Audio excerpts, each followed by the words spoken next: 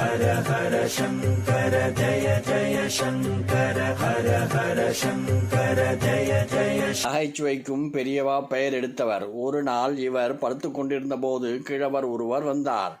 பிரபு, என்னால் ஒன்றுமே முடியலை, அடிக்கடி ஜுரம் வருது, ஹார்ட்டில் ப்ராப்ளம் இருக்கு என்று பெரிய பட்டில் போட்டு பெரியவா தான் காப்பாற்ற வேண்டும் என்று கும்பிட்டார்.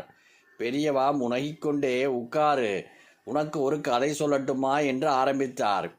ஒரு கிராமத்திலே கோவிலில் குறி சொல்லும் பூசாரி ஒருவர் இருந்தார். அவர் சொன்னதெல்லாம் பலித்துவிடும்.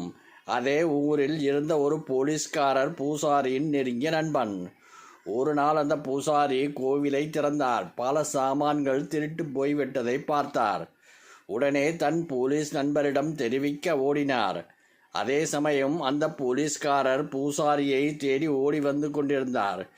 தேடிப்போன மூலிகை காலில் சுற்றி கொண்டது போல, நீயே வந்துட்டியே என்று பூசாரி சந்தோஷப்பட்டார்.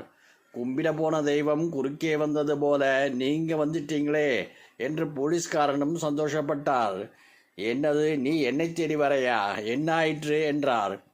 பூசாரி, என் சைக்கிளை காணோம், யார் எடுத்திருப்பாங்கன்னு கொஞ்சம் குறிபார்த்து சொல்லணும், அதுக்குத்தான் ஓடி வரேன் என்றார்.